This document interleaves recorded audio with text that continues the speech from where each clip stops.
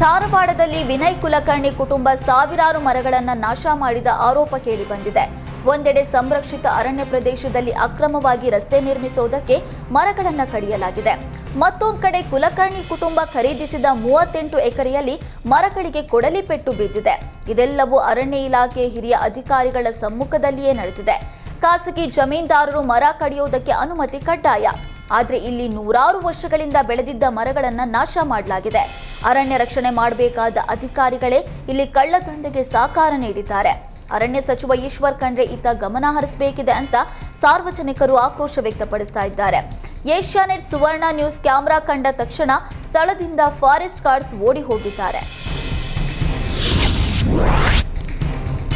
ವಿನಯ್ ಕುಲಕರ್ಣಿ ಕುಟುಂಬದಿಂದ ಮರಗಳ ಮಾರಣ ಹೋಮ ಪ್ರಕರಣದ ಬಗ್ಗೆ ಪ್ರತಿಕ್ರಿಯೆ ನೀಡಿದ ಅರಣ್ಯ ಸಚಿವ ಈಶ್ವರ್ ಖಂಡ್ರೆ, ಕಾಯ್ದೆ ಕಾನೂನಿನ ಬಗ್ಗೆ ಅವರಿಗೆ ಮಾಹಿತಿ ಇದೆ.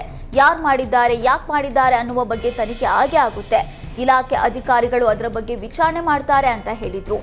ಇನ್ನು ಮಸ್ಕಿ ಶಾಸಕನ ಸಹೋದರ ಹಾಗೂ ಪುತ್ರ ಮೊಲಗಳನ್ನು ಕೊಂದು ಮೆರವಣಿಗೆ ಮಾಡಿದ ಪ್ರಕರಣದಲ್ಲಿ ಈಗಾಗಲೇ ಎಫ್ಐಆರ್ ದಾಖಲು ಮಾಡಿದ್ದಾರೆ. ನ್ಯಾಯ ಎಲ್ಲರಿಗೂ ಒಂದೇ ಇರುತ್ತೆ. ಸರ್ಕಾರ ಇದರಲ್ಲಿ ಯಾವುದೇ ತಾರತಮ್ಯ ಮಾಡೋದಿಲ್ಲ. ಪ್ರಕರಣ ದಾಖಲಾದ ಮೇಲೆ ತಾರ್ಕಿಕ ಅಂತ್ಯ ಕಾಣಿಸಲಾಗುವುದು.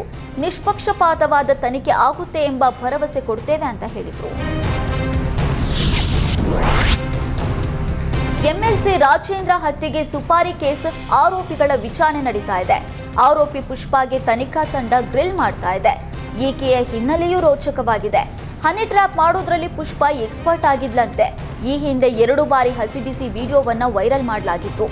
ರೈಲ್ವೆ ಸ್ಟೇಷನ್ ರಸ್ತೆ ಉಪ್ಪಾರಹಳ್ಳಿಯ ಫ್ಲೈಓವರ್ ಕೆಳಭಾಗದಲ್ಲಿ ಹೋಟೆಲ್ ಅನ್ನು ನಡೆಸ್ತಾ ಇದ್ಲು. ಸೋಮನ ಜೊತೆ ಸೇರಿ ದರೋಡೆ ಮಾಡಿದ್ಲು. 2012ರಲ್ಲಿ ಈಕೆ ಮೇಲೆ ಡಕಾಯಿತಿ ಪ್ರಕರಣವೂ ದಾಖಲಾಗಿತ್ತು. ಈ ವೇಳೆ ಆರೋಪಿ ಯಾರು ಅಂತ ಗೊತ್ತಿರದ ಕಾರಣ 35 ವರ್ಷದ ಮಹಿಳೆ ಅಂತ ಎಫ್ಐಆರ್ ದಾಖಲು ಮಾಡಿಕೊಂಡಿದ್ರು.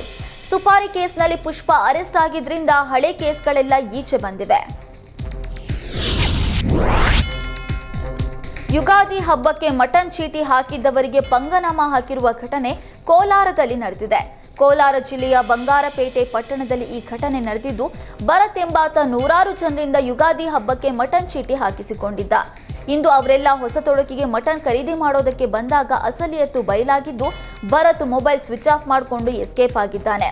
ಮಟನ್ ಚಿಕನ್ಗೆ ಚೀಟಿ ಹಾಕಿದ್ದ ಸಾವಿರಾರು ಜನ ಈಗ ತಲೆ ಮೇಲೆ ಕೈ ಹೊತ್ತು ಕುಳಿತಿದ್ದು, ಚೀಟಿ ಹಾಕಿದ ಟೋಕನ್ ಹಿಡಿದು ಅಂಗಡಿ ಮುಂದೆ ಜಮಾಯಿಸಿದ್ರು.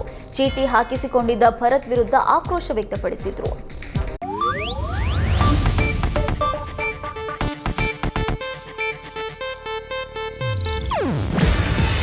ಇದು ಏಷ್ಯಾನೆಟ್ ನ್ಯೂಸ್ ನೆಟ್ವರ್ಕ್ ಪ್ರಸ್ತುತಿ.